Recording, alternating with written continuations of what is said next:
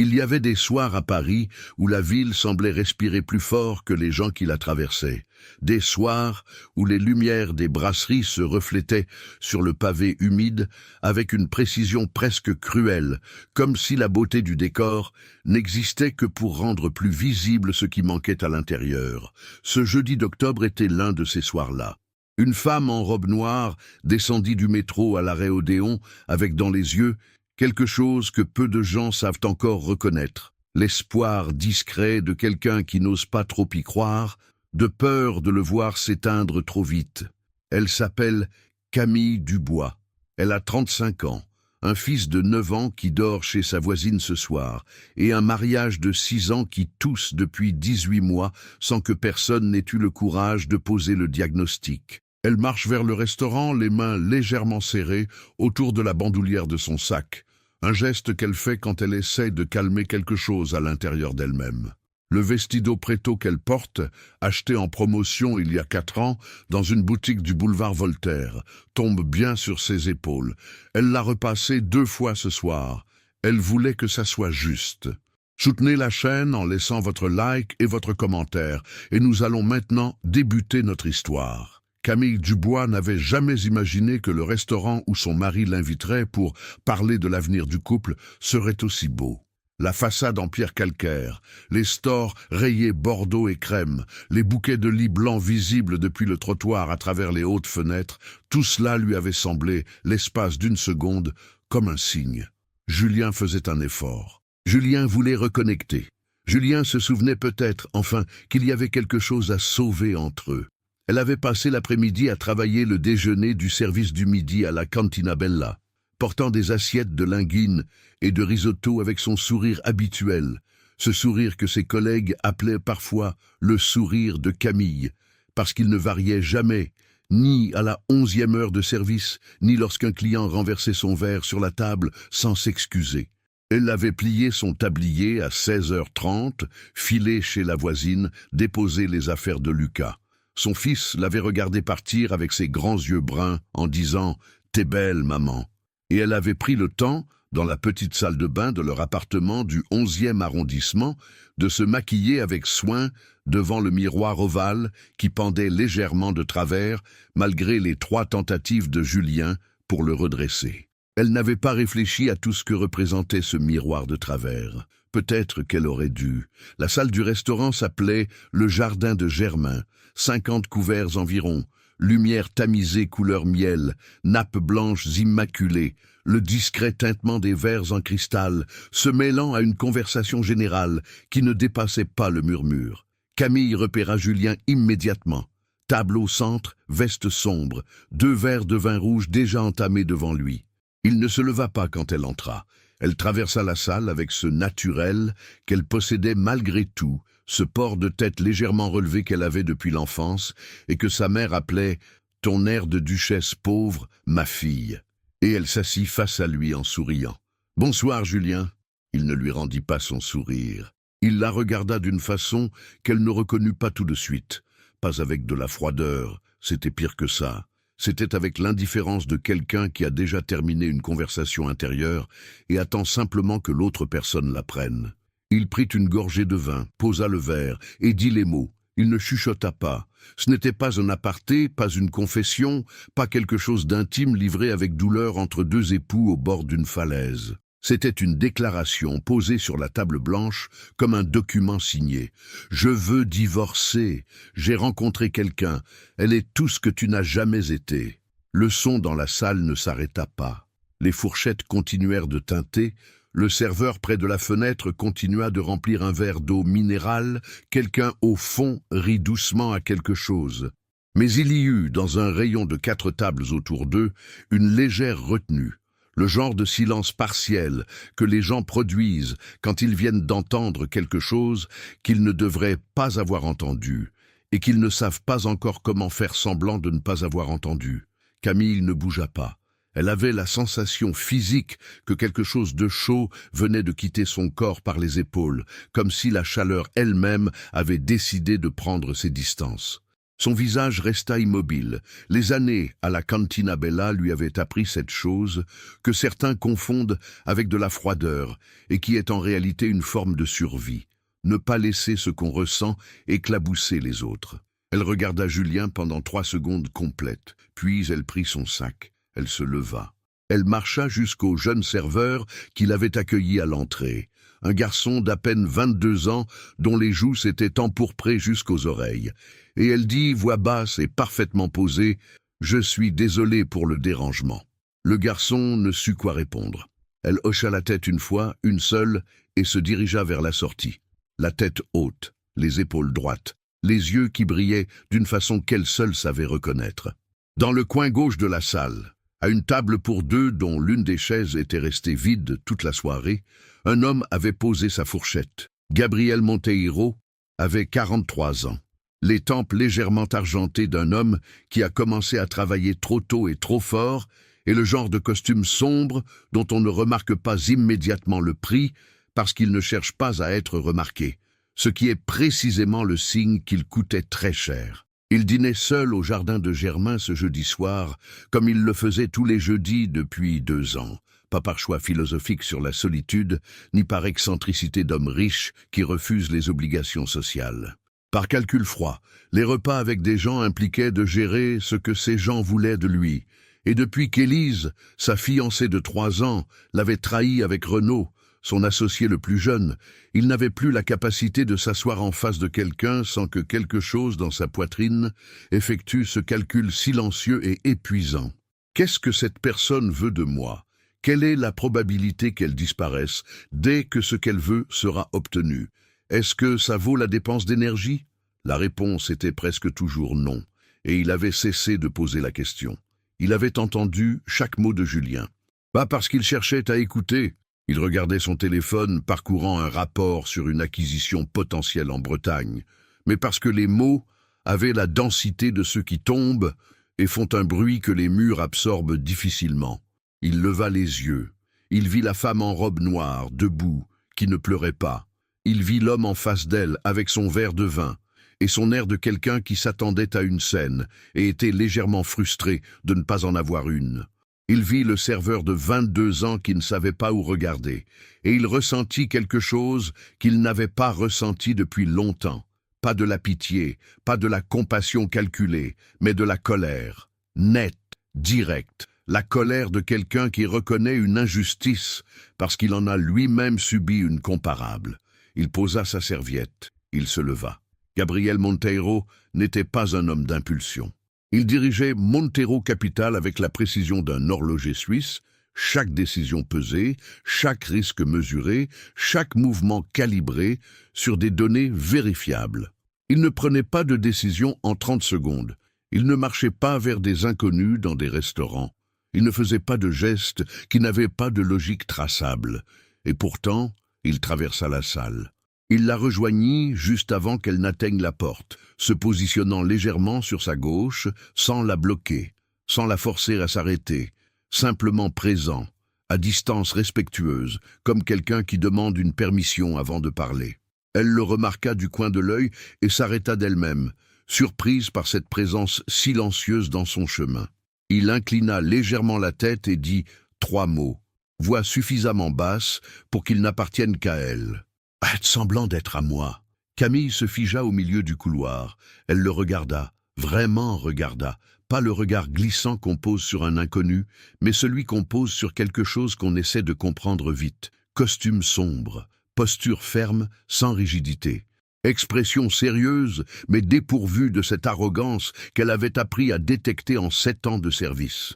L'arrogance des gens qui savent exactement ce qu'ils valent en euros et s'attendent à ce que vous le sachiez aussi. « Vous êtes fou, dit-elle, voix basse. « Peut-être, répondit-il, cette fois à volume normal, suffisamment audible pour atteindre la table centrale.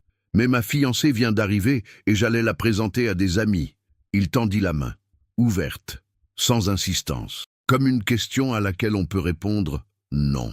Camille regarda cette main pendant 2 secondes qui lui parurent beaucoup plus longues. Elle pensa à Lucas qui dormait chez la voisine. Elle pensa au miroir de travers dans la salle de bain. Elle pensa à la façon dont Julien avait dit les mots, pas avec de la colère, pas avec de la douleur, mais avec la désinvolture d'un homme qui jette quelque chose dont il n'a plus besoin. Et elle posa sa main dans celle du PDG de Montero Capital, avec l'élan de quelqu'un qui ne sait pas exactement pourquoi il fait ce qu'il fait, mais sait avec certitude qu'il ne fera pas l'autre chose. Ce qui suivit dura 14 minutes. Gabriel la guida vers une table en fond de salle où deux hommes en fin de cinquantaine terminaient un digestif. Il les salua avec cette familiarité tranquille des gens habitués à ce que les espaces s'adaptent à eux plutôt qu'eux aux espaces. « Permettez-moi de vous présenter Camille, ma fiancée. » Il prononça son prénom avec le même ton qu'il aurait utilisé pour présenter une partenaire réelle, ni trop appuyé, ni trop neutre. L'un des deux hommes, Marc Thévenot, que Camille reconnut vaguement pour l'avoir vu dans une émission économique sur BFM TV, se leva et lui serra la main avec un sourire sincère. « Enchanté. Gabriel ne nous avait rien dit. » Gabriel haussa légèrement les épaules. « Je garde certaines choses pour moi. » Puis il se tourna vers Camille et lui posa une main légère dans le dos. Un geste neutre, technique, mais qui produisit dans la salle quelque chose de visible comme une chaleur. Et lui demanda comment s'était passée sa semaine, comme s'il connaissait le détail de ses journées. Camille répondit « Mille. » Elle ne sait pas d'où lui vint ce naturel, peut-être de 7 ans à servir des tables, en lisant les gens en 10 secondes, à adapter son ton, à trouver rapidement ce qu'on attend d'une conversation et à le livrer avec sincérité. Elle parla brièvement, simplement, sans chercher à impressionner, et Marc Thévenot rit 2 fois à quelque chose qu'elle dit sur les quartiers du 11e arrondissement et les habitudes des Parisiens le jeudi soir. À la table centrale, Julien Martin regardait. Il avait attendu une sortie dévastée, des larmes retenues jusqu'au trottoir, un message désespéré à minuit, la confirmation que sa décision était juste parce qu'elle le prouvait par son effondrement. Ce qu'il voyait à la place était quelque chose qu'il ne sut pas tout de suite nommer. Sa femme, debout dans la lumière miel d'un restaurant de Saint-Germain, en train de rire avec un homme dont le visage lui disait quelque chose qu'il n'arrivait pas à placer tout de suite, et avec Marc Thévenot, que lui-même aurait voulu rencontrer depuis des années. Il ne bougea pas. Il finit son verre. Sur le trottoir, 10 minutes plus tard, l'air d'octobre sentait la pluie récente et les feuilles mouillées. Camille lâcha la main de Gabriel dès que la porte du restaurant se referma derrière eux. Elle prit une grande inspiration, le genre d'inspiration qu'on prend quand on vient de retenir quelque chose de lourd pendant trop longtemps, et s'arrêta face à lui, sous le lampadaire. « Merci pour la folie, » dit-elle. Sa voix était presque parfaitement stable. « Presque. Vous n'avez plus besoin de rien. » Gabriel sortit une carte de sa veste intérieure et la lui tendit. Petit rectangle blanc, 3 lignes, sobre. En réalité, j'en ai besoin, mais seulement si vous le souhaitez. Camille prit la carte. Elle la regarda une seconde, la glissa dans son sac sans répondre. Puis elle marcha vers l'arrêt de bus sans se retourner. Le dos droit, les épaules fixes, la tête dans cet angle que sa mère appelait « ton air de duchesse pauvre » et qui ce soir ressemblait davantage à quelque chose que même sa mère n'aurait pas su nommer. Gabriel la regarda partir depuis le trottoir. Une voiture passa. Le lampadaire grésilla une seconde. Il remit les mains dans ses poches et resta là un moment à regarder la rue vide, avec l'expression de quelqu'un qui vient de faire quelque chose de complètement illogique et qui ne ressent pas encore le besoin de s'en justifier. Il ne dormit pas avant 2 heures du matin ce soir-là. Ce n'était pas inhabituel.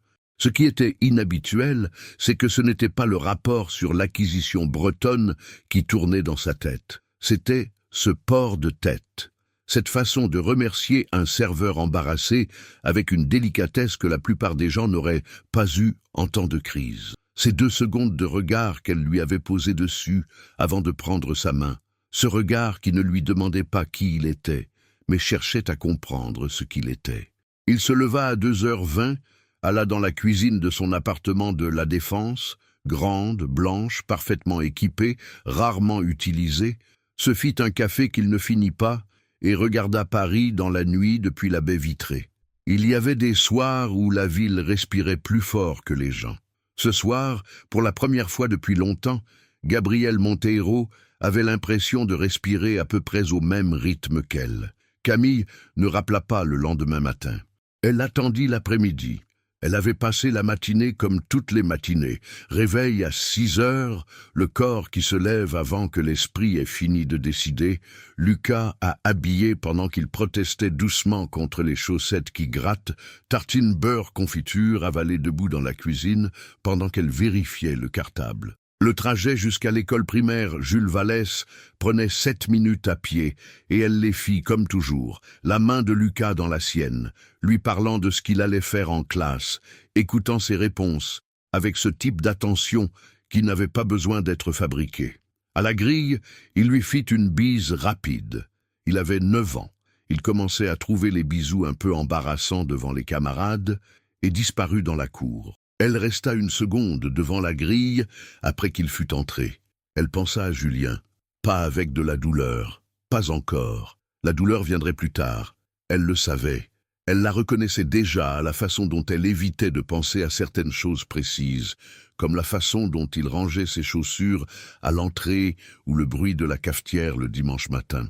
Pour l'instant, il y avait surtout une fatigue dense, celle de quelqu'un qui a porté quelque chose de lourd depuis longtemps et vient de poser le sac, pas soulagé encore, juste conscient du poids qu'il y avait dedans.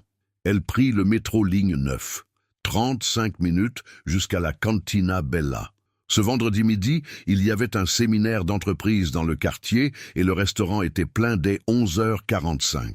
Camille travailla sans s'arrêter pendant 4 heures, portant les assiettes avec ce mouvement précis des poignets qu'elle avait développés au fil des années, mémorisant sans effort les modifications de commande, sans fromage, cuisson saignante, allergie aux noix, et vous pouvez demander au chef si c'est possible sans ail, et souriant à chaque table avec la même qualité de présence. À 15 heures, pendant l'accalmie, elle s'isola dans le couloir derrière la cuisine avec son téléphone.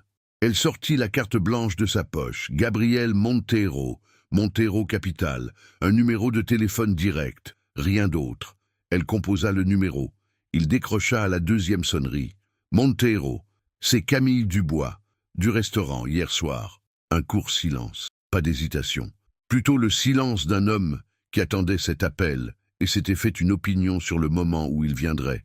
Je sais qui vous êtes. Elle alla droit au but, parce que c'était sa façon de fonctionner et parce que le couloir derrière la cuisine n'offrait pas de cadre pour les détours. Elle dit qu'elle avait lu son nom cette nuit, qu'elle savait qui il était, et qu'elle voulait comprendre ce qu'il avait voulu dire avec cette carte avant de décider quoi que ce soit.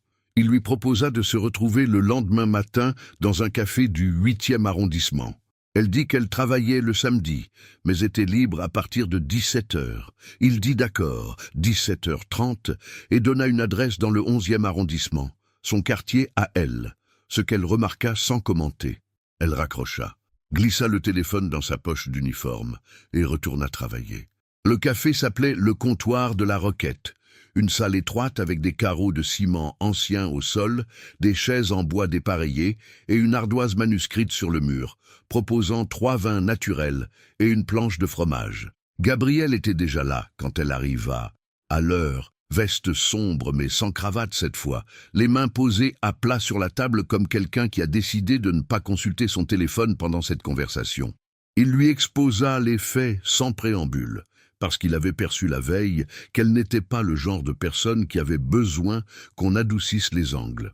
Sa mère, Hélène Montero, 67 ans, possédait encore 38% des parts de la société familiale qui avait précédé Montero Capital. Ces parts, en cas de transfert au cousin, une branche de la famille avec laquelle Gabrielle entretenait des relations cordiales mais fondamentalement incompatibles sur la direction stratégique, créerait un blocage dans les décisions de gouvernance qui paralyserait plusieurs projets en cours représentant des centaines d'emplois directs. Hélène ne menaçait pas par malveillance. Elle menaçait parce qu'elle avait 67 ans, qu'elle avait perdu son mari trop tôt et qu'elle voulait voir son fils construire quelque chose de vivant avant de ne plus pouvoir le voir du tout. Gabriel le comprenait. Il ne le lui reprochait pas. Mais il n'était pas capable, à ce stade de sa vie, de construire quelque chose de réel avec quelqu'un, Et toutes les tentatives récentes avaient abouti à exactement le genre de calcul froid qu'il voulait éviter. Il avait besoin de quelqu'un qui semblerait authentique, précisément parce qu'il ne cherchait pas à l'impressionner ni à la séduire. 6 mois, des réunions de famille, 2 événements corporatifs par mois, un dîner de Noël. 16 000 € mensuels. Camille l'écouta jusqu'au bout, sans l'interrompre. Elle tenait sa tasse de café des 2 mains, pas par nervosité mais par habitude. La même posture qu'elle avait au comptoir de la Cantina Bella pendant les courtes pauses. Quand il eut terminé, elle posa la tasse. 18 500, dit-elle. Gabriel ne broncha pas. Mon fils reste entièrement en dehors de tout ça. Son prénom, son école, son existence. Rien de tout cela n'entre dans le contrat, dans les conversations. Nulle part. Elle marqua une pause. Je veux un contrat écrit avec clause de sortie unilatérale à tout moment, sans pénalité. Et vous me traitez comme une partenaire, pas comme quelqu'un que vous avez engagé pour faire de la figuration. Il y eut un silence. Le serveur passa derrière eux avec un plateau. Dehors, sur la roquette, un vélo sonnait. « D'accord, » dit Gabriel. « Sans hésitation. Vos conditions sont raisonnables. » Elle le regarda avec ce regard-là, celui qu'elle avait posé sur lui, dans le couloir du restaurant, ce regard qui ne cherchait pas à évaluer ce qu'il valait, mais à comprendre ce qu'il était. Il soutint son regard sans difficulté, ce qui était, sans qu'il puisse l'expliquer, une information en soi. « Je vais réfléchir jusqu'à lundi, » dit-elle. « C'est normal. » Elle se leva, enfila son manteau, un caban marine légèrement élimé au poignet, qu'elle portait avec l'aisance de quelqu'un qui ne pense pas à ses vêtements quand il pense à des choses importantes. Elle prit son sac, puis s'arrêta. « Pourquoi vous avez fait ça hier soir ?»« Vraiment ?» Gabriel réfléchit une seconde. Pas longtemps, mais assez pour qu'elle comprenne qu'il ne répondait pas par automatisme. « Parce que ce qu'il a fait était lâche, et que vous n'avez pas désagrégé. » Il s'arrêta. « J'aurais désagrégé. » Ce fut la réponse la moins calculée qu'elle lui entendit jamais faire. Elle hocha la tête une fois, sans sourire, et sortit dans la rue. Le dimanche, elle appela sa sœur aînée Nathalie qui vivait à Lyon et qui était la seule personne à qui elle faisait confiance pour lui dire les choses sans les arrondir. La conversation dura 40 minutes. Nathalie alternant entre « T'es sérieuse là ?» et « Attends, explique-moi le contrat encore une fois. » Et finalement, « Écoute, il a mis 18,5 sur la table et t'as pas dit oui dans la seconde, donc t'es soit très forte, soit légèrement cinglée, et dans les 2 cas, je t'admire. » Camille rit pour la première fois depuis jeudi soir. Un vrai rire, court, qui surprit même Lucas qui jouait dans la pièce d'à côté et pointa la tête par la porte avec un sourire de satisfaction, comme si ce son-là était quelque chose qu'il avait cherché à produire lui-même sans y arriver. Elle appela Gabriel le lundi à 9 h. « J'accepte. » Le contrat fut rédigé par l'avocat de Gabriel et relu par une avocate spécialisée en droit du travail que Camille avait trouvée via une association d'aide juridique du 11e. Elle vint au rendez-vous avec une liste de 7 points à clarifier. Gabriel attendit qu'elle ait fini de les énoncer avant de répondre et répondit à chacun directement. L'avocate de Camille lui dit en privé, dans le couloir, que c'était le contrat le mieux formulé qu'elle avait vu dans ce type de situation, ce qui soulevait une question implicite sur combien de fois elle avait vu ce type de situation. Mais Camille choisit de ne pas la poser. Les 3 premières semaines furent professionnelles et légèrement inconfortables, comme n'importe quelle collaboration entre 2 personnes qui ne se connaissent pas et qui doivent apprendre à fonctionner ensemble dans l'espace public sans que ça paraisse appris. Le premier événement corporatif était un cocktail de fin d'exercice pour une société partenaire de Monteiro Capital, dans un hôtel particulier du 7e arrondissement. Camille portait une robe que Gabriel lui avait proposé de faire préparer. Elle avait refusé avec une politesse ferme et était arrivée dans une robe de soie bleu nuit qu'elle avait empruntée à Nathalie qui faisait la même taille. Elle était parfaite dans cette robe, et Gabriel le remarqua avec la même neutralité avec laquelle il aurait noté qu'un investissement avait surperformé ses projections. Ce qui le déstabilisa légèrement, c'est qu'elle remarqua des choses. Elle dit, dans le taxi en retour, que l'homme en gris qui lui avait parlé de fiscalité pendant 7 minutes semblait particulièrement anxieux à propos d'une décision qui n'était manifestement pas encore prise, et que la façon dont il avait regardé 2 fois son téléphone pendant la conversation suggérait qu'il attendait un message spécifique. Gabriel la regarda. « Vous avez travaillé dans la finance ? » ?»« Non, j'ai servi des tables pendant 7 ans. C'est pareil mais moins bien payé. » Il ne sut pas s'il devait rire. Il décida que oui.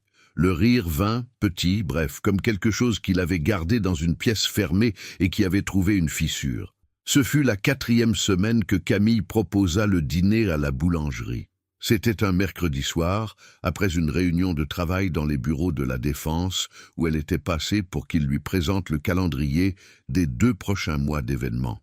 Elle regardait les tours de verre depuis la baie vitrée de son bureau quand elle dit, sans se retourner, « Si vous continuez à m'emmener dans des endroits qui coûtent 200 € le couvert pour les événements, le minimum, c'est que vous mangiez de la vraie nourriture, au moins 1 fois par semaine. » Il fronça les sourcils. « Je mange de la vraie nourriture. » Elle se retourna et le regarda avec une expression qui signifiait clairement qu'elle n'était pas convaincue. « Demain soir, il y a une boulangerie-cantine dans le 11e qui fait un poulet rôti les jeudis que j'ai mangé environ 60 fois et qui est probablement la meilleure chose qu'il vous arrivera cette année. » Il voulut dire qu'il avait une réunion le jeudi soir. Il vérifia mentalement. Il n'en avait pas. « D'accord, dit-il.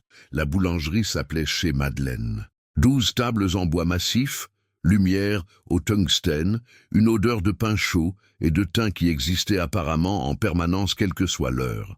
La propriétaire, Madeleine elle-même, 62 ans, tablier fleuri, des mains qui avaient pétri suffisamment de pain pour raconter une biographie complète, salua Camille par son prénom et lança depuis l'arrière sans qu'on lui ait rien demandé. « 2 poulets ?» Camille dit oui. Gabriel s'assit sur une chaise légèrement branlante face à elle et regarda autour de lui avec l'expression d'un homme qui essaie de calibrer un environnement que ses outils habituels ne mesurent pas vraiment. Le poulet arriva dans un plat en fonte. Peau dorée et craquante, herbe de Provence visible, une odeur qui précédait l'assiette de plusieurs secondes. Camille servit sans cérémonie. Gabriel prit une bouchée. Il ne dit rien pendant un moment. « C'est extraordinaire. »« Je sais, » dit-elle simplement. Pas de forfanterie, pas de « je vous l'avais dit », juste la satisfaction tranquille de quelqu'un qui partage quelque chose de bon et n'a pas besoin qu'on lui confirme que c'est bon pour le savoir. Ils mangèrent. La conversation vint naturellement, non pas parce qu'ils avaient décidé d'être naturels, mais parce que chez Madeleine était le genre d'endroit où les conversations décidaient d'elles-mêmes d'être honnêtes. Gabriel parla de la Bretagne. L'acquisition potentielle, les questions de gouvernance locale, les résistances culturelles qu'il comprenait intellectuellement, mais qu'il avait du mal à intégrer dans ses modèles. Camille l'écouta, puis dit que le problème n'était probablement pas dans les modèles, mais dans ce qu'il ne cherchait pas à mesurer. La façon dont les commerçants locaux lisaient la présence d'un fonds parisien comme une menace avant même d'avoir lu le dossier. Elle avait vu ça dans le quartier.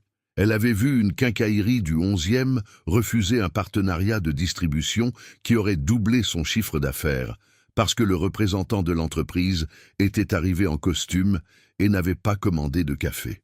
Gabriel posa son couteau, la regarda. « Comment vous savez ça ? Le patron de la quincaillerie déjeune à la cantina tous les vendredis depuis 4 ans. » Il y eut un silence, pas inconfortable. Le genre de silence dans lequel on dépose quelque chose. « Vous avez lu des livres de gestion ?» demanda-t-il. Elle haussa légèrement les épaules. « Pendant les Madrugadas, quand Lucas dort. Piketty, quelques ouvrages sur les dynamiques de marché local, des articles que je note dans un carnet, rien de formel. » Pas de modestie excessive, pas d'excuse pour ce qu'elle savait. Juste les faits posés là, avec la même économie qu'elle mettait à servir les tables. Rien de plus que ce qui est nécessaire, rien de moins. Gabriel termina son poulet en silence. Mais ce silence n'était pas le même que celui qu'il apportait d'habitude dans les restaurants. Celui-là avait une texture différente. Il ressemblait à quelque chose qu'il n'avait pas éprouvé depuis si longtemps qu'il lui fallut toute la durée du dessert. Une tarte aux pommes partagée, parce que Madeleine n'acceptait pas qu'on reparte sans, pour trouver le mot juste. Curiosité. Pas la curiosité calculée qu'il appliquait au dossier. L'autre. Celle d'avant. Il rentra chez lui à pied depuis la station de métro, ce qu'il ne faisait presque jamais. La nuit d'octobre était fraîche et nette. Les rues du 11e arrondissement calmes à 7 heures, quelques fenêtres allumées, le bruit d'une télévision lointaine, un chat sur un appui de fenêtre qui le regarda passer avec l'indifférence absolue des chats. Il marcha sans regarder son téléphone. Il ne pensa à aucun dossier. Il pensa à la façon dont elle avait dit « Je sais » après qu'il eut dit que le poulet était extraordinaire. Juste ça. 2 mots. Et il était rentré à pied. Le mois de novembre arriva sur Paris avec la discrétion habituelle de ce mois-là. Pas de bruit, pas d'annonce, juste une lumière qui commença à changer de qualité, plus basse, plus latérale, transformant les façades haussmanniennes en quelque chose qui ressemblait à des tableaux anciens vers 16 heures de l'après-midi. Camille remarqua ce changement de lumière depuis le métro, un matin, et pensa que c'était l'une des choses que Paris faisait mieux que n'importe quelle autre ville, rendre le passage du temps visuellement honnête, sans chercher à l'embellir ni à le cacher. Le jeudi chez Madeleine était devenu un rendez-vous fixe. Ni l'un ni l'autre n'avait formellement décidé que ce serait hebdomadaire. Cela s'était simplement installé avec la logique tranquille des choses qui trouvent leur place naturelle. Gabriel arrivait toujours à l'heure. Camille arrivait presque toujours avec 2 minutes de retard parce que le service du soir à la cantina finissait à 16h30 et qu'il fallait compter le trajet. Madeleine avait cessé de demander ce qu'il voulait boire. Elle posait 2 verres de vin rouge naturel sur la table en les voyant entrer, puis disparaissait dans l'arrière-cuisine avec la discrétion d'une femme qui avait vu assez de gens dîner ensemble pour savoir quand ils avaient besoin d'espace. Ce jeudi de novembre, la 3e semaine du mois, Camille arriva avec son carnet bleu. Gabriel le remarqua immédiatement. Un carnet à spirale, couverture cartonnée bleu marine, légèrement gondolée sur les coins comme quelque chose qui vit dans une poche et en ressort souvent. Elle le posa sur la table en s'asseyant. « Qu'est-ce que c'est ?»« Des observations. » Elle l'ouvrit à une page marquée d'un post-it jaune. « Je voulais vous montrer quelque chose. » Les pages étaient denses, d'une écriture fine et régulière, des listes, des schémas très simples, des annotations au crayon en marge. Gabriel se pencha légèrement. Elle lui expliqua. Depuis 4 ans, elle notait dans ce carnet les comportements des commerçants du 11e arrondissement qui venaient déjeuner à la cantina. Pas de façon systématique au départ. Au départ, c'était juste de la curiosité, la même curiosité qu'elle mettait à retenir les commandes habituelles de ses clients réguliers. Mais avec le temps, sans le chercher, elle avait commencé à repérer des patterns. La fromagère du boulevard Voltaire, qui avait développé une gamme de vente en ligne, mais continuait à perdre des clients le week-end à cause d'un problème d'horaire qu'elle n'avait pas identifié. Le fleuriste de la rue de la Roquette, qui avait les meilleures marges du quartier mais finançait son stock de façon désastreuse. La librairie indépendante qui organisait des événements magnifiques mais ne convertissait pas les participants en clients réguliers parce que personne ne leur avait jamais expliqué comment construire une liste de contacts. Elle avait noté tout cela, avec les prénoms, avec les chiffres approximatifs glanés dans les conversations, avec des suggestions en marge. Souvent une ligne, 2 lignes maximum, précises comme des diagnostics. Gabriel lut en silence pendant plusieurs minutes. Camille but son vin sans le presser. Dehors, un scooter passa. Puis la rue retrouva son silence de novembre. « Vous avez parlé de tout ça à ces gens ?» demanda-t-il sans lever les yeux du carnet. « De certaines choses, quand c'était le bon moment. Et ils ont appliqué ? La fromagère a changé ses horaires du samedi. Elle m'a apporté un morceau de comté la semaine suivante. Un temps. Ça comptait comme oui, j'imagine. » Il referma le carnet avec soin, comme on referme quelque chose qui a de la valeur, et le lui rendit. La façon dont il le rendit, les 2 mains, pas une, fut un geste si peu dans son registre habituel qu'elle le remarqua sans savoir quoi en faire. « Vous avez un talent réel pour l'analyse de marché local, » dit-il. « Ce n'est pas une flatterie, c'est une observation. » Je sais distinguer les deux, répondit-elle. Le poulet arriva. Ils mangèrent. La conversation dériva vers d'autres territoires. Gabriel parla de son père pour la première fois. Juste une phrase d'abord, comme quelqu'un qui teste la solidité d'une surface avant de poser le pied dessus. Son père s'appelait Antonio, 69 ans, né à Porto, venu en France à 22 ans avec une valise et un diplôme d'ingénieur que personne ne voulait reconnaître ici. Il avait fini par monter une petite société de services, l'avait développée avec obstination pendant 20 ans et avait commencé à oublier les choses il y a 4 ans. Gabriel le voyait tous les dimanches dans la maison de retraite médicalisée de Vincennes, où Antonio regardait parfois son fils avec une reconnaissance parfaite, et parfois avec le regard poli qu'on pose sur quelqu'un de sympathique dont on ne se souvient pas du nom.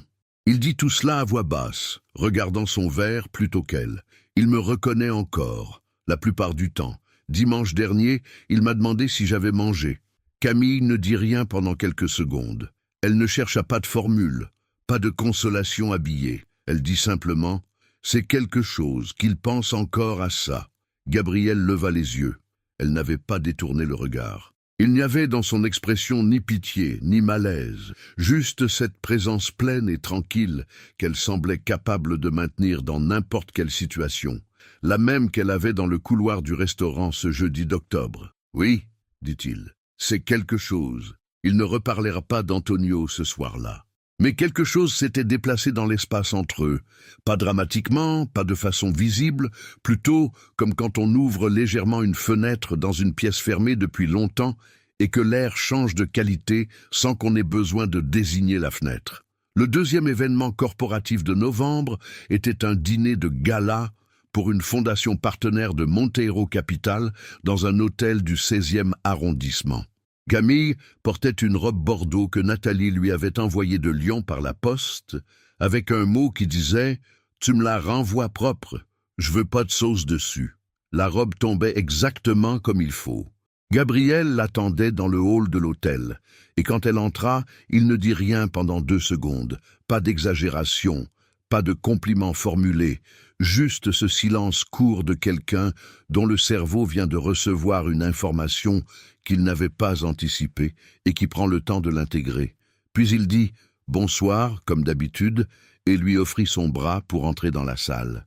Ce fut pendant ce dîner qu'elle rencontra pour la première fois Isabelle Renard, 48 ans, directrice d'un fonds d'investissement concurrent, qui s'assit à leur table et passa la première heure à parler à Gabriel, comme si Camille était un élément de décor. Camille mangea son entrée, un velouté de butternut parfumé à la truffe, exquis, sans s'agiter. Puis Isabelle Renard posa une question sur les tendances des petits commerces parisiens, avec l'air de quelqu'un qui pose une question rhétorique, et Camille répondit « Pas longuement, 2 minutes. Chiffres précis, exemples concrets, conclusion nette. » Isabelle Renard la regarda différemment pour le reste du dîner. À la fin de la soirée, elle lui remit sa carte et dit qu'elle aimerait continuer cette conversation. Dans le taxi du retour, Gabriel regarda la carte qu'elle tenait. « Isabelle Renard ne donne pas sa carte facilement. » « Je ne savais pas. Maintenant, vous savez ?» Camille glissa la carte dans sa pochette. Par la vitre, Paris défilait dans sa version nocturne et lumineuse, les ponts illuminés sur la Seine, les brasseries encore ouvertes sur les grands boulevards, la vie qui continuait à cette heure, comme si la nuit était une simple continuation du jour avec un éclairage différent. Elle pensa, une fraction de seconde, à Julien, à la façon dont il avait dit les mots dans le restaurant. Elle est tout ce que tu n'as jamais été. Elle avait attendu que ça fasse encore mal, cette phrase, comme une dent sur laquelle on appuie pour vérifier. Ce soir, elle constata avec une surprise calme que c'était surtout de la fatigue. La fatigue de quelqu'un qui a passé 6 ans à essayer d'être quelque chose pour quelqu'un qui ne regardait pas dans la bonne direction. « Vous pensez à quoi ?» demanda Gabriel. Elle hésita. « À rien d'important. » Il ne la pressa pas. Il regardait lui aussi par la fenêtre. La voiture traversa le pont de l'Alma et la tour Eiffel apparut dans le cadre de la vitre, scintillante, ridicule de beauté, comme à son habitude. « Mon père m'a dit une fois, dit Gabriel doucement, que la seule chose qu'il regrettait, c'était le temps qu'il avait passé à s'expliquer à des gens qui avaient déjà décidé de ne pas comprendre. » Camille ne répondit pas.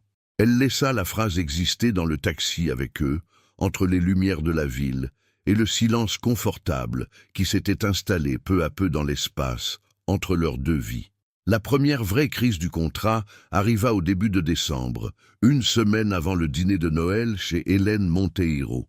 Ce ne fut pas un événement spectaculaire, ce fut un message. Gabriel lui envoya un document, le brief pour le dîner de Noël, 10 points, police, horaire, personnes présentes avec leur relation à la famille et leur rôle dans la société. Camille le lut 2 fois, puis elle l'appela. « C'est un dossier de mission, dit-elle. C'est une préparation. Non, un dossier de mission, c'est ce qu'on donne à quelqu'un qu'on a engagé pour exécuter une tâche. » Sa voix était posée, mais posée de cette façon particulière qui précède les choses importantes. Vous vous souvenez de la clause partenaire? Un silence. Je prépare mes réunions comme ça. Je sais, et avec moi, ça ne fonctionne pas comme ça. Elle s'arrêta. Appelez-moi ce soir.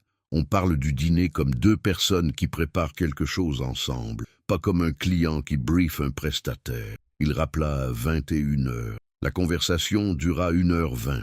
Il lui parla de sa mère, vraiment, pas de façon dossier, d'Hélène Monteiro, avec sa précision acérée et son amour qui se manifestait presque exclusivement sous forme de pression.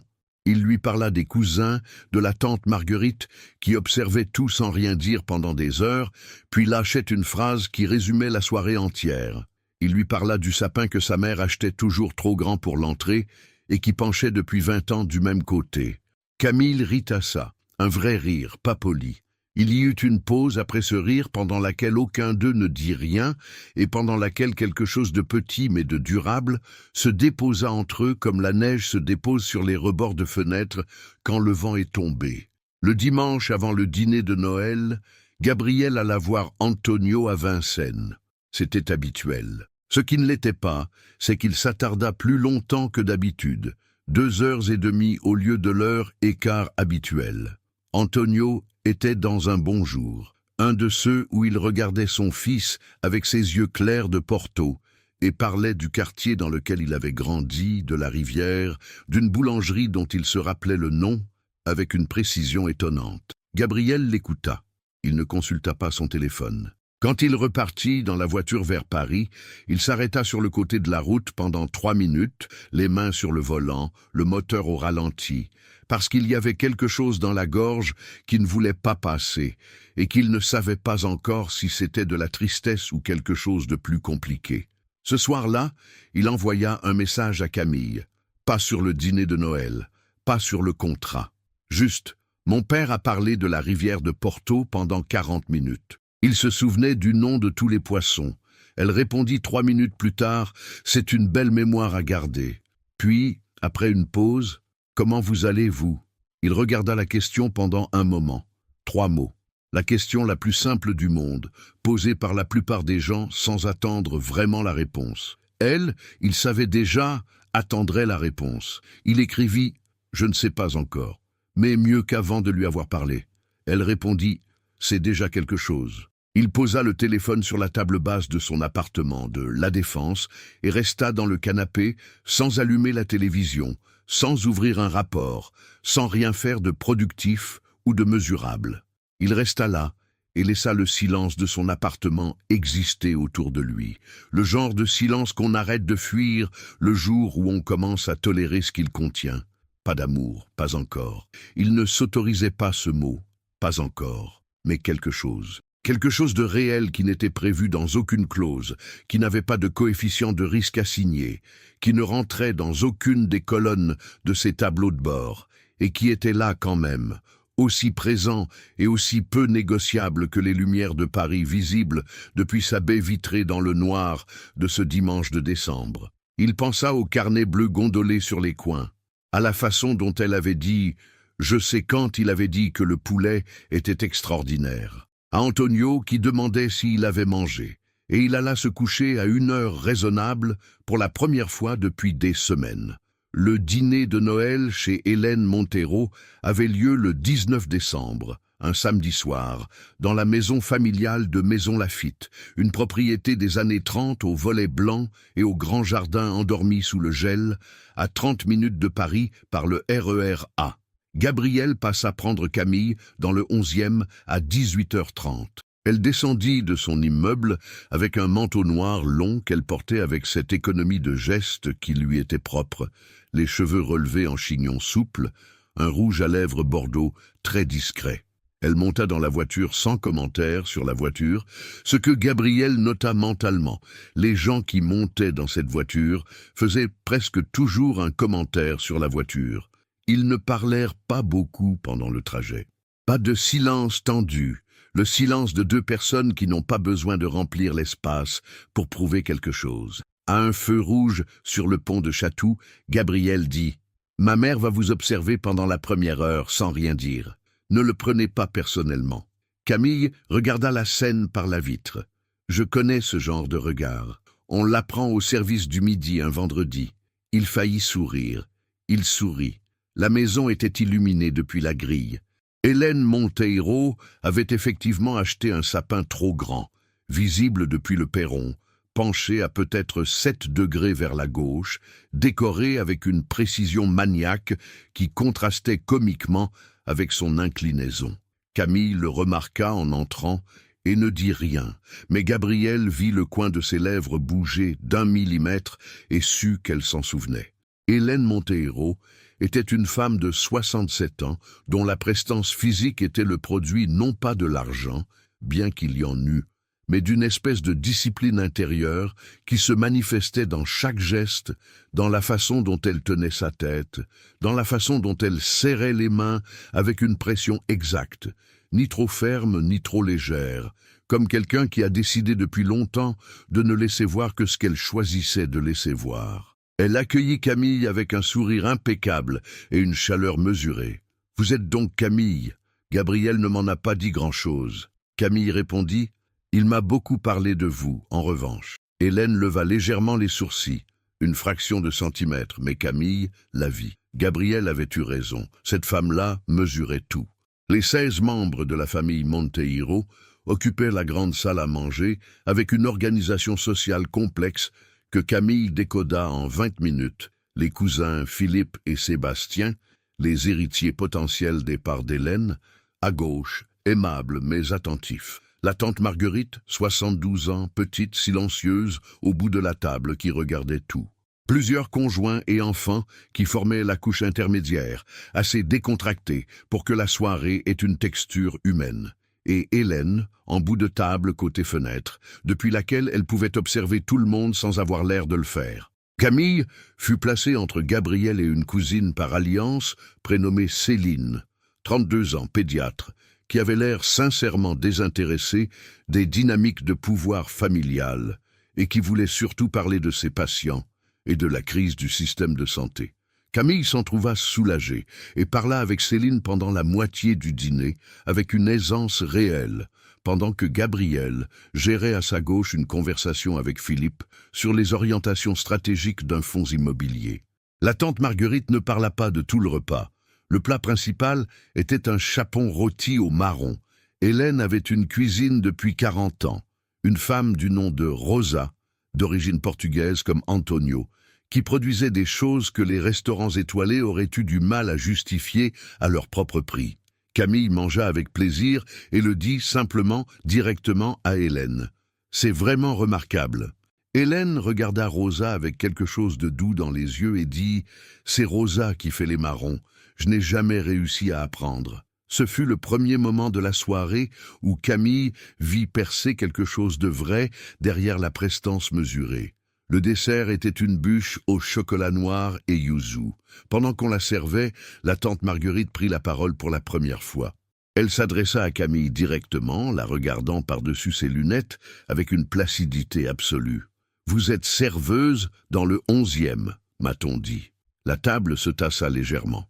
Pas visiblement, juste le genre de micro-ralentissement collectif qui survient quand les gens s'attendent à une collision. « Je suis serveuse à la Cantina Bella depuis 7 ans, oui, » dit Camille, dans le même ton qu'elle aurait utilisé pour dire qu'elle vivait au 3e étage. « Et vous trouvez que vous avez des choses en commun avec Gabrielle ?» Gabrielle posa sa fourchette, Camille posa la sienne également, mais sans hâte, avec ce mouvement calme de quelqu'un qui n'a pas été surpris par la question parce qu'elle s'y attendait. Nous avons tous les deux des pères qui nous ont appris que le travail est une façon de respecter les gens. Et nous aimons tous les deux le poulet rôti de chez Madeleine. Elle marqua une pause d'1 seconde. Pour le reste, les différences sont aussi réelles que vous le pensez. On n'essaie pas de les cacher. La tante Marguerite la regarda pendant 3 secondes complètes. Puis elle dit « Bien » et reprit sa bûche. Philippe, à gauche de Gabriel, toussa discrètement. Céline, à côté de Camille, dit à voix très basse « Je t'aime bien, toi ». Hélène, en bout de table, n'avait rien dit. Mais elle avait regardé Camille d'une façon différente pour le reste de la soirée. Pas avec de la chaleur exactement. Quelque chose de plus fin que ça. Quelque chose qui ressemblait à de la reconsidération. Dans la voiture du retour, vers minuit, Maison Laffitte s'éloignait dans le noir derrière eux. Camille avait ôté ses chaussures et les tenait à la main. Un geste d'une décontraction si naturelle qu'il rendit quelque chose dans la voiture moins formel d'un coup. « La tante Marguerite », dit Gabriel. « Elle est bien, elle pose les vraies questions. » Il la regarda de profil. « Vous n'étiez pas préparé à ça. »« Non. Et vous avez répondu comme ça. Qu'est-ce que vous vouliez que je réponde ?» Il n'y avait pas de réponse à ça. Il conduisit en silence pendant quelques minutes. La radio jouait quelque chose de bas, une chanson qu'il ne reconnut pas. Les lumières de l'autoroute défilaient en traits jaunes réguliers. « Merci, dit-il finalement. « Pourquoi ? Pour être venu, pour avoir été vous. » Il y avait dans cette phrase quelque chose qu'il n'avait pas prévu de dire exactement comme ça, et il le sut dès que les mots furent dans l'air. Camille le regarda 1 seconde, puis regarda la route devant eux. « C'est dans le contrat, dit-elle, mais sa voix n'avait pas le ton de quelqu'un qui citait un contrat. Ce fut 3 semaines plus tard qu'Hélène Monteiro appela un détective. Gabriel ne le sut pas tout de suite. Ce fut la semaine suivante, début janvier, que les choses commencèrent à se mettre en place d'une façon qu'il ne vit pas venir, en partie parce qu'il ne cherchait plus à calculer dans cette direction, ce qui était lui-même une information sur l'état dans lequel il se trouvait. Le janvier fut doux et pluvieux. Les jeudis chez Madeleine continuèrent. Camille avait commencé à lui apporter parfois des articles imprimés, des analyses sur les dynamiques économiques des arrondissements populaires de Paris, des études sur les taux de survie des petites structures commerciales, des entretiens avec des commerçants indépendants dans des revues spécialisées qu'elle avait trouvées à la bibliothèque de la rue Feyderbe. Elle les annotait en marge au crayon, ces annotations aussi précises et aussi denses que celles du carnet bleu. Gabriel les lisait le lendemain matin avec son café, et plusieurs fois il prit son téléphone pour lui envoyer un message avec une question sur quelque chose qu'elle avait souligné. Pas pour être poli, parce qu'il voulait vraiment savoir ce qu'elle pensait. Ce fut un jeudi soir, de la 2e semaine de janvier, qu'il comprit quelque chose. Ils étaient chez Madeleine depuis 1 heure, le vin à moitié bu, les assiettes dégagées, la conversation ayant navigué depuis les micro-marchés parisiens jusqu'à une discussion sur la façon dont Lucas avait dessiné un plan de sa future maison, dans un cahier de brouillon avec une pièce spéciale pour les livres et une autre pour faire de la musique même fort. Camille riait en racontant ça, un rire ouvert qui changeait légèrement la géographie de son visage, et Gabriel la regardait avec l'attention de quelqu'un qui sait qu'il regarde quelque chose qu'il ne veut pas arrêter de regarder. Il perçut le changement dans sa propre poitrine avec la précision désagréable d'un homme qui analyse par réflexe. Quelque chose de chaud, quelque chose qui n'avait rien à voir avec les termes du contrat. Quelque chose d'antérieur à tout contrat, à toute logique, à tout calcul de risque.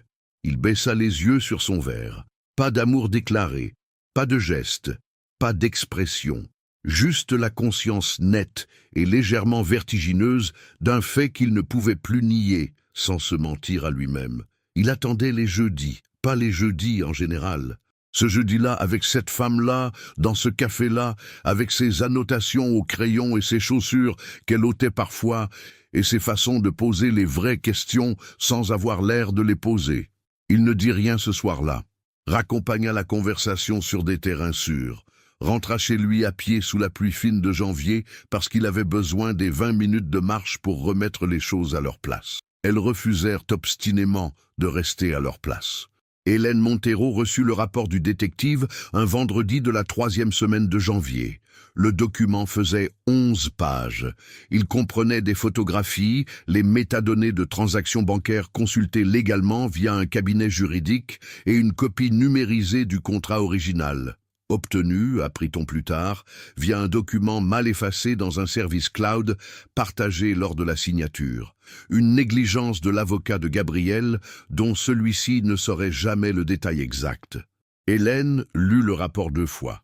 Elle ne téléphona pas à Gabriel. Elle convoqua le déjeuner du dimanche suivant avec la formulation qu'elle utilisait depuis que Gabriel avait 15 ans, pour les choses qui n'étaient pas optionnelles. « Je compte sur ta présence, il y aura tout le monde. » Gabriel n'avait pas de raison de s'inquiéter. Il prévint Camille que sa mère avait organisé un déjeuner de famille imprévu, mais que ce n'était pas inhabituel en janvier.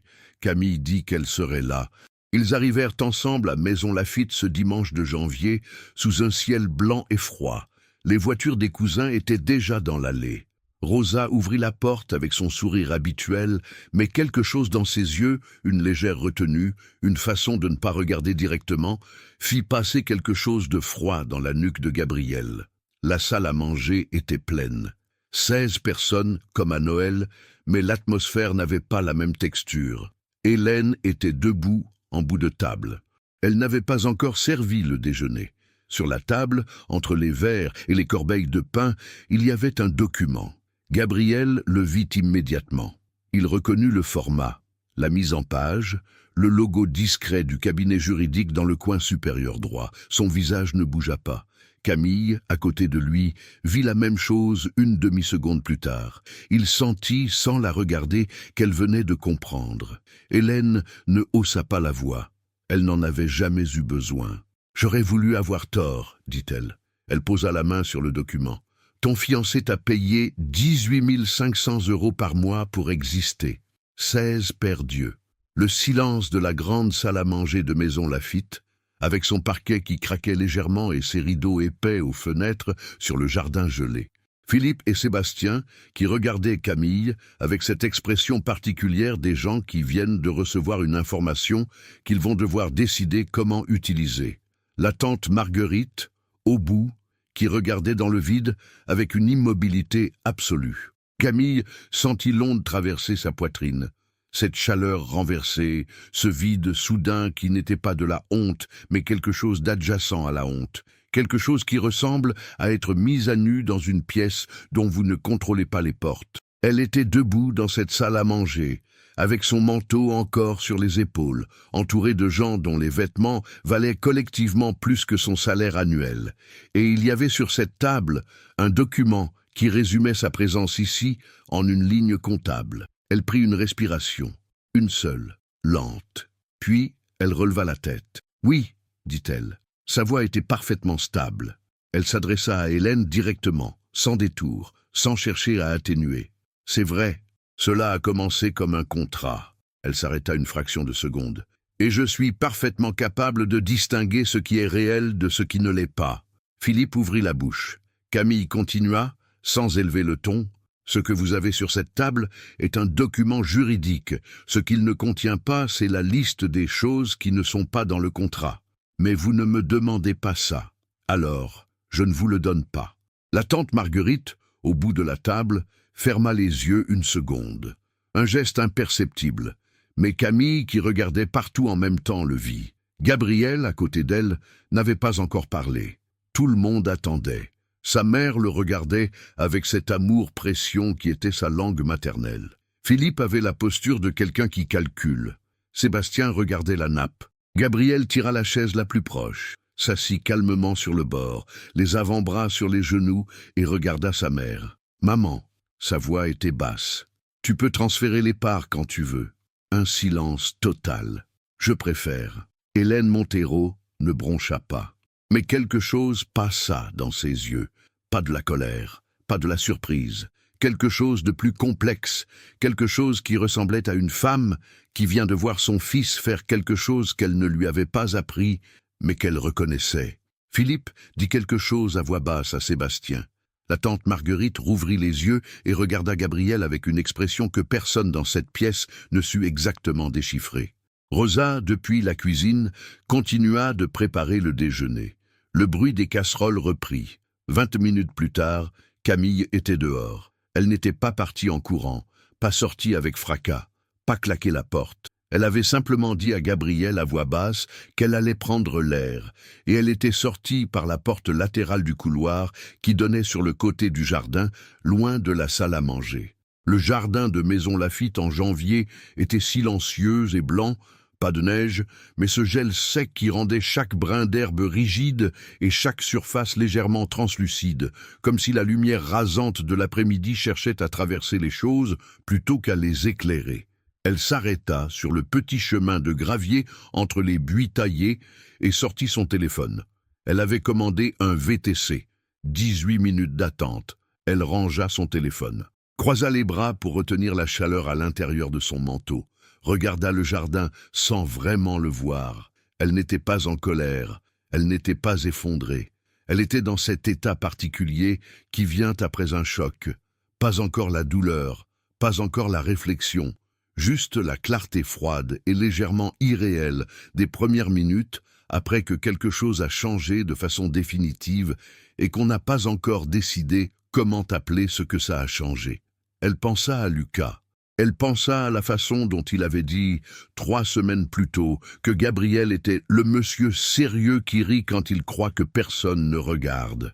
Une description si précise qu'elle avait dû tourner la tête pour cacher son expression. Elle pensa au jeudi chez Madeleine. Elle pensa au carnet bleu. Elle pensa à la façon dont Gabriel avait dit pour être venu, pour avoir été vous, dans la voiture du retour de Noël. Et à la façon dont sa voix n'avait pas sonné comme quelqu'un qui remercie un prestataire. Elle pensa à 18 500 € par mois et à un document juridique posé sur une table en chêne devant 16 personnes. Elle entendit le gravier crisser derrière elle. Elle ne se retourna pas immédiatement. Elle reconnut le pas rapide, pas hésitant, le pas de quelqu'un qui a décidé de quelque chose avant de sortir de la maison. Gabriel s'arrêta à 2 mètres d'elle. Il ne chercha pas à la prendre par l'épaule, ne se positionna pas devant elle pour la forcer à le regarder. Il se mit simplement là, dans son champ de vision périphérique, présent sans être pressant. « Vous auriez dû entendre ce que j'ai dit là-dedans, » dit-il. « J'ai entendu. Alors vous savez ce que ça signifie. » Elle se retourna enfin. Il était sans manteau. Il était sorti sans prendre le temps d'en chercher un, ce qu'elle remarqua avec ce réflexe involontaire de femme qui note les détails pratiques même quand l'essentiel est ailleurs. Le froid de janvier rendait sa respiration visible par petits nuages blancs réguliers. « Ce que ça signifie, dit-elle lentement, c'est que vous venez de renoncer à 38% de l'actionnariat familial pour une femme que vous connaissez depuis 3 mois et demi dans le cadre d'un contrat. » Non, il la regarda. Pour une femme que je connais depuis 3 mois et demi et qui est la personne la plus réelle que j'ai rencontrée depuis des années. Le gravier, le jardin gelé, les buis taillés avec leur précision bourgeoise, un peu ridicule en hiver. Un oiseau quelque part dans les arbres du fond, invisible, qui faisait un bruit bref et discontinu. « Le contrat est terminé, » dit Camille. « Oui, ce que vous ressentez, si c'est réel, ne règle pas la différence entre nos vies, Gabriel. » Elle ne cherchait pas à être dure. Elle cherchait à être honnête avec lui, avec elle-même, avec la situation qui se tenait entre eux dans ce jardin de janvier. Vous vivez dans un appartement à La Défense avec une baie vitrée sur Paris.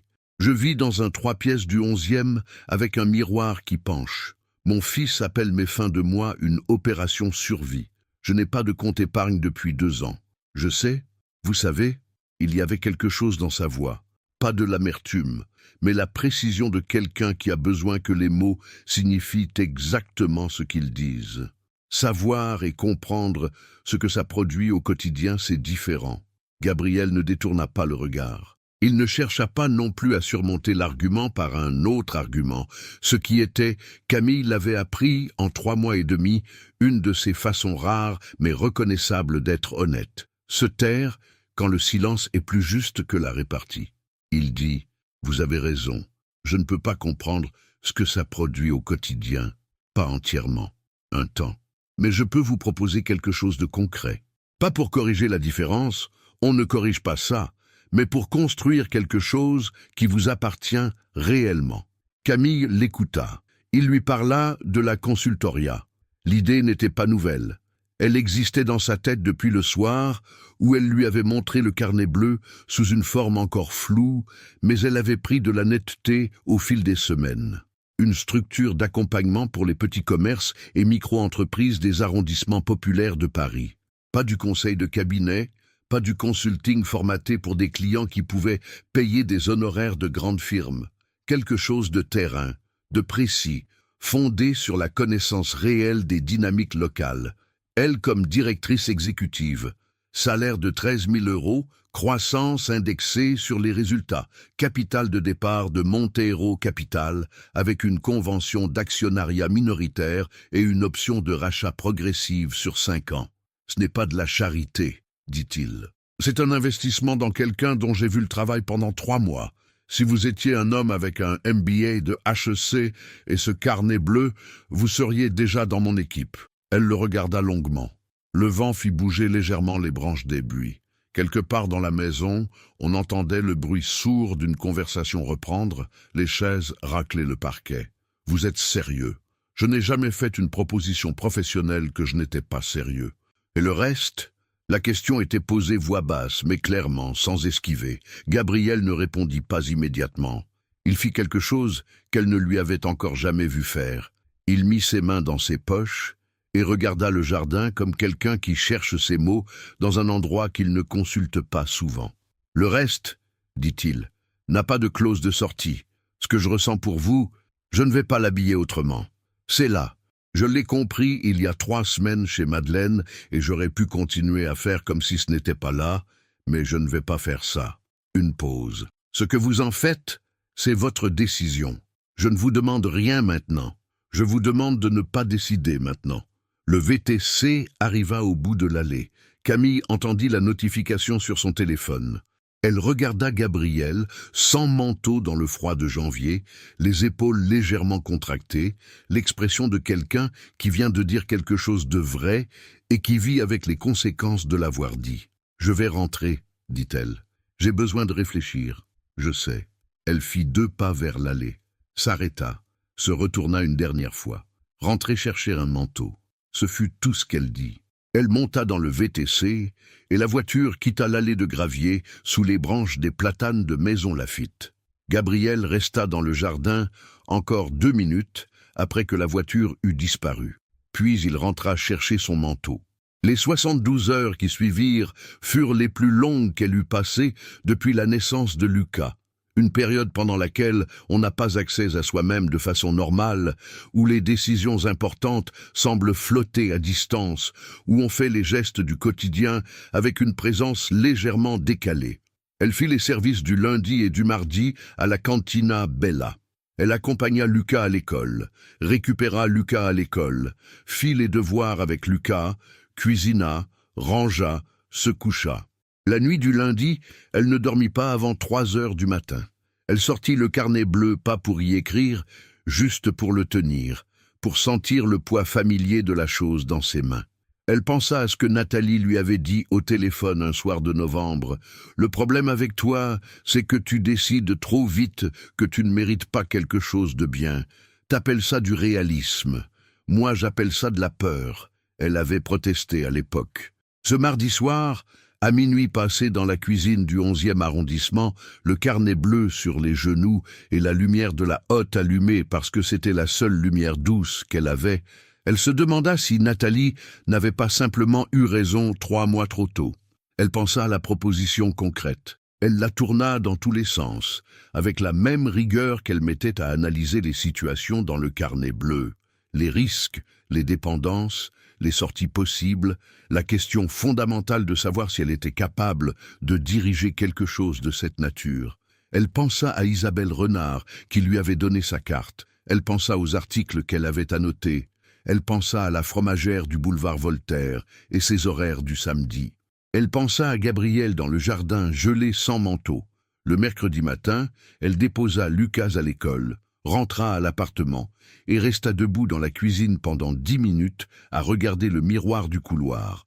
celui qui pendait toujours légèrement de travers, malgré les 3 tentatives de Julien. Elle alla chercher un tournevis dans le tiroir de la cuisine. Elle passa 9 minutes à ajuster la fixation murale. Elle recula. Le miroir était droit pour la première fois depuis des années. Elle prit son téléphone, appela Gabriel. Il décrocha à la première sonnerie. « J'accepte la proposition professionnelle, dit-elle. On signe quand vous voulez. » Un silence court. « Et le reste ?» dit-il. Les mêmes mots qu'elle avait utilisés dans le jardin. Elle sourit, et il n'était pas là pour le voir, mais quelque chose dans sa voix devait le trahir, parce qu'elle entendit dans le silence qui précéda sa réponse, quelque chose qui ressemblait à quelqu'un qui attendait son souffle. « Le reste, dit-elle, on le construit, à la vitesse qu'il faut, sans contrat. » Un an plus tard, la structure s'appelait Racine & Marché. Elle accompagnait 123 petits commerces et micro-entreprises répartis dans 7 arrondissements de Paris. Camille avait suivi un programme exécutif de gestion en cours du soir à l'Université Paris-Dauphine pendant 8 mois, obtenu son certificat un jeudi soir, et était rentrée chez Madeleine avec Gabriel pour fêter ça avec un poulet rôti et une bouteille de Chablis que Madeleine avait sorti d'un endroit mystérieux derrière le comptoir, en disant que c'était pour les occasions qui méritaient un vin avec de la mémoire dedans. Camille avait négocié directement avec 3 fonds d'investissement, dont celui d'Isabelle Renard, pour des conventions de financement de microcrédits à destination des commerçants accompagnés. Gabriel avait réduit son rythme chez Monteiro Capital, pas abandonné, réduit, avec la précision d'un homme qui a appris à distinguer l'essentiel du reste. Lucas, 10 ans maintenant, avait rencontré Gabriel pour la première fois un dimanche d'avril dans le parc de la Villette, 3 mois après le jardin de Maison Laffitte. La rencontre avait été organisée sans cérémonie. Une promenade, des gaufres achetés à un stand, le canal Saint-Martin visible entre les arbres. Lucas avait regardé Gabriel pendant 20 minutes avec une intensité silencieuse d'enfant qui prend une décision sérieuse, puis lui avait demandé s'il savait faire des ricochets. Gabriel avait dit non. Lucas avait passé 30 minutes à lui apprendre sur le bord du canal avec une patience pédagogique que Camille lui enviait légèrement. Ce dimanche de janvier suivant, 1 an après Maison Laffitte, Gabriel alla voir Antonio à Vincennes. Antonio était dans un bon jour. Il reconnut son fils dès l'entrée et dit, avant même de s'asseoir, « Ta meilleure mine. » Gabriel rit. Antonio le regarda avec ses yeux clairs de Porto et dit, « T'as rencontré quelqu'un de bien. » Ce n'était pas une question. Gabriel dit oui. Antonio hocha la tête avec la satisfaction tranquille d'un homme qui n'a plus besoin de vérifier les choses, parce qu'il les voit. Hélène Montero n'avait pas transféré les parts au cousin. Elle avait gardé le document du détective dans un tiroir et n'en avait plus jamais parlé. Elle avait appelé Gabriel 2 semaines après le déjeuner de janvier pour lui dire qu'elle voulait rencontrer Camille de façon informelle, sans famille, juste elles deux. Le déjeuner avait eu lieu dans une brasserie de Maison Laffitte un jeudi midi. Hélène avait commandé une sole meunière. Camille avait commandé la même chose parce que ça lui semblait bien. Elles avaient parlé pendant 2 heures, pas de Gabriel, pas de la société, mais de Paris, de ce que c'était de travailler dans un endroit toute sa vie, de la façon dont les quartiers gardent les gens ou les perdent. En partant, Hélène avait dit, dans le style qui était le sien, direct, mesuré, sans effusion, « Vous n'êtes pas ce que j'avais prévu pour lui, vous êtes peut-être mieux. » Camille avait répondu, « Je ne cherche pas à être ce que vous aviez prévu. » Hélène avait souri. Un vrai sourire cette fois, pas mesuré. Et dans le 11e arrondissement, un dimanche matin de janvier froid et lumineux, Camille préparait le petit déjeuner dans sa cuisine, pendant que Lucas dessinait à la table du salon, la future maison avec la pièce pour les livres et la pièce pour faire de la musique même fort, et que Gabriel lisait un article sur le marché breton assis dans le fauteuil près de la fenêtre, les lunettes qu'il portait seulement chez elle depuis peu sur le nez, une tasse de café à la main, les cheveux légèrement en désordre du matin. La lumière de janvier entrait par les voilages et posait surtout une clarté douce et horizontale. L'odeur du pain chaud venait de la boulangerie en bas. Quelqu'un dans l'immeuble jouait du piano. Des gammes lentes, imparfaites, déterminées. Camille posa les bols sur la table. regarda le miroir du couloir, droit pour la première fois depuis des années. Regarda son fils qui dessinait. Regarda Gabriel, qui ne lisait plus vraiment l'article parce qu'il écoutait les gammes de piano, avec cet air de quelqu'un qui a arrêté, sans s'en rendre compte, de calculer ce que les choses voulaient de lui. Pas de magnificence, pas de grandeur, juste cette cuisine du 11e arrondissement, ce matin de janvier, ces gens-là ensemble dans cet espace-là. Et là, debout entre la cafetière et la table du petit déjeuner, Camille comprit que c'était ça, la richesse réelle. Non pas les euros sur un relevé de compte, non pas la vue sur la Défense depuis une baie vitrée, mais ça, le pain chaud, les gammes de piano, le dessin d'une maison imaginaire sur du papier quadrillé et quelqu'un dans le fauteuil près de la fenêtre qui avait appris, enfin, à exister dans un matin ordinaire, sans en calculer le coût. C'était construit sur des erreurs et des honnêtetés, sur un contrat qui s'était dissous dans quelque chose de plus vrai que lui-même, sur un jardin gelé de janvier et un miroir enfin redressé. C'était choisi, négocié, réel. C'était tout, c'était assez, c'était tout.